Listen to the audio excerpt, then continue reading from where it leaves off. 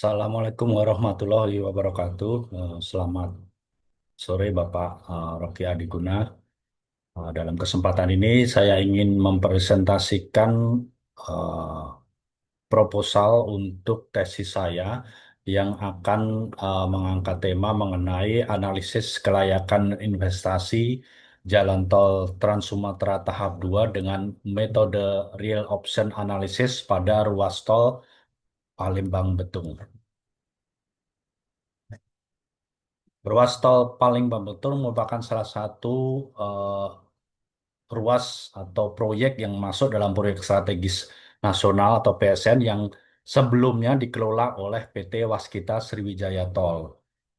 Namun pada pembangunan ruas tersebut eh, terdapat kendala sehingga pembangunannya berhenti hanya pada sampai tol Kayu Agung Palembang. Dan PT Utama Karya ditugaskan untuk ikut serta dalam penyelesaiannya, yaitu untuk ruas Palembang sampai dengan Betung. Yang harusnya ruas Kayu Agung Palembang Betung itu eh, panjangnya 111,69 kilometer, diselesaikan oleh PT Waskita Sriwijaya Tol untuk ruas Kayu Agung Palembang sepanjang 42,5 kilometer, dan Hutama Karya ditugasi untuk menyelesaikan sisi Palembang Betung sejauh 69,19 kilometer. Jadi akan ada skema pemisahan lingkup untuk ruas Palembang Betung melalui penugasan kepada PT Utama Karya melalui Perpres. Nah, ini peta trasenya, peta trase keseluruhan yaitu tol Kayu Agung Palembang Betung, yang di mana Kayu Agungnya sudah diselesaikan oleh PT Waskita Tol, sementara untuk Palembang Betungnya belum belum diselesaikan atau berhenti dan ditugaskan kepada Utama Karya. Meskipun ada di ruas Palembang Betung ini ada sebagian yang proses konstruksinya untuk seksi satunya sudah dilaksanakan, dan ini nanti akan uh, dilakukan pembayaran pada PT Utama Karya untuk progres yang sudah diselesaikan tersebut. Dan untuk proses pembayaran progres tersebut, PT HK melakukan due diligence atas kelayakan pembayaran dengan menggunakan konsultan teknis dan keuangan untuk selanjutnya direview oleh BPKP. Dan ini data PPJT-nya, nilai investasi dari ruas tol Palembang Betung ini adalah senilai 14,981 triliun dengan struktur pendanaan 0% pinjaman dan 100% dari ekuitas. Rumusan masalahnya adalah ruas Palembang Betung ini tidak masuk dalam rencana program JTTS yang dikerjakan oleh HK. Sehingga ketika uh, penyelesaiannya ditugaskan kepada Hutama Karya, Hutama Karya mengusahakan pendanaan untuk memenuhi kebutuhan pembiayaan uh, tol ruas Palembang Betung ini. Uh,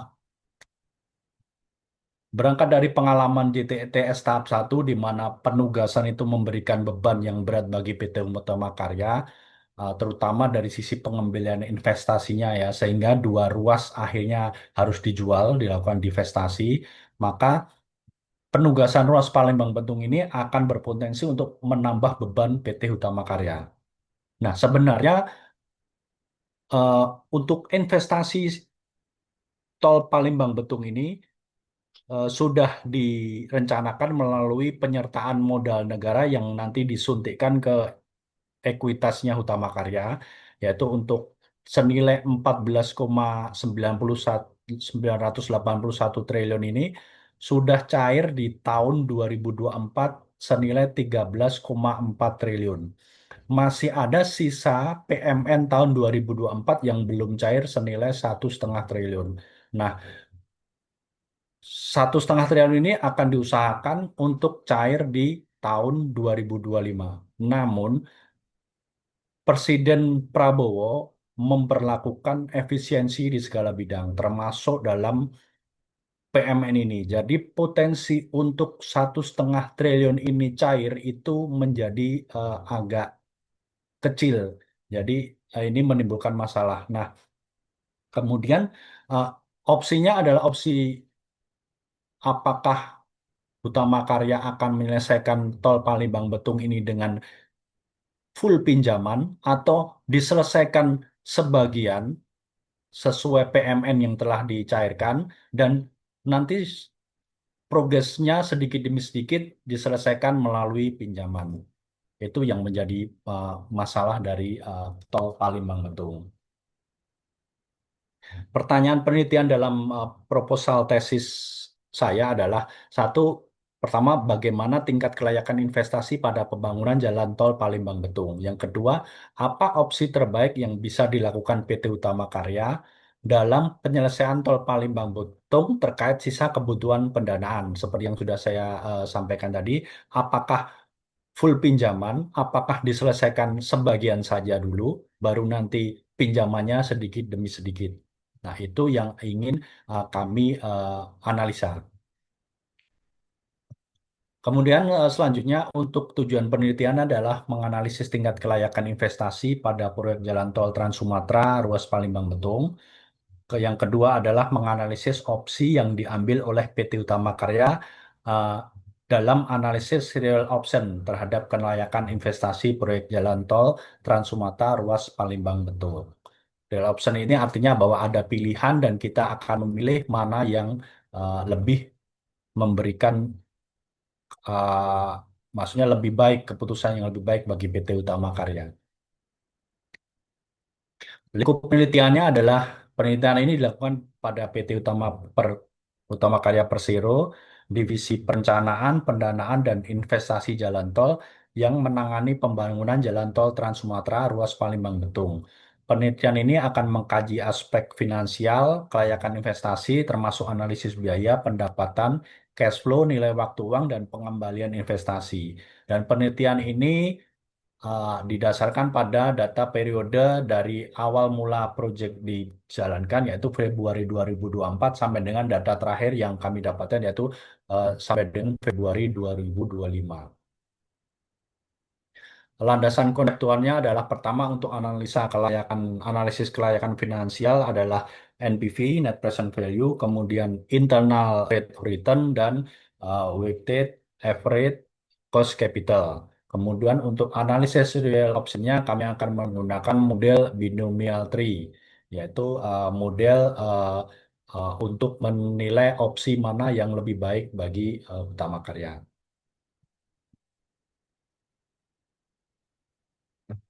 Selanjutnya untuk metodologi penelitian, untuk desain penelitian yang pertama adalah kami menentukan tujuan dan sasaran, kemudian uh, melakukan tinjauan literatur, pengumpulan dan pemilihan data, analisis data, diskusi dan rekomendasi, dan yang terakhir adalah laporan dan penyampaian hasil yang mungkin akan dilakukan final presentasi juga.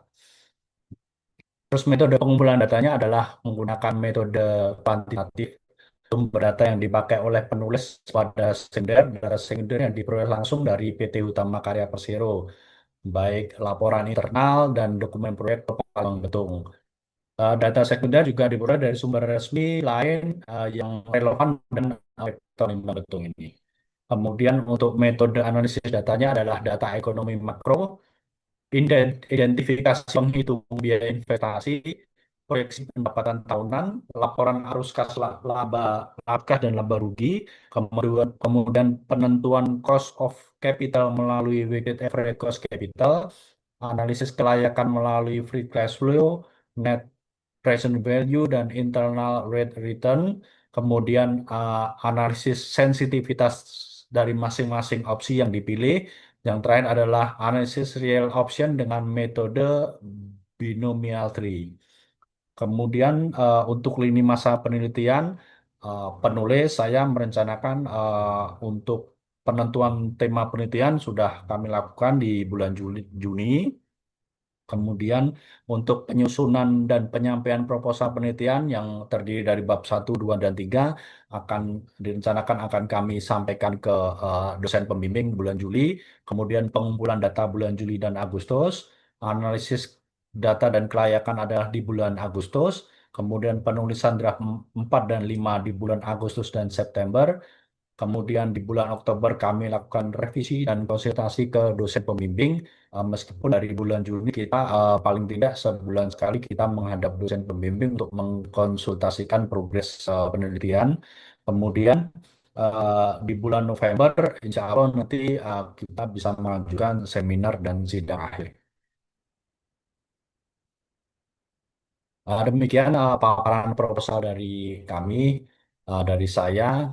Saya mengucapkan terima kasih untuk Pak Rocky Adiguna yang telah memberikan banyak info, tips, saran, insight untuk kami sehingga saya bisa eh, punya kepercayaan diri untuk menyusun proposal dan ingin punya pengetahuannya lebih untuk menyusun tes ke depannya. Terima kasih Pak Rocky Adiguna. Assalamualaikum warahmatullahi wabarakatuh.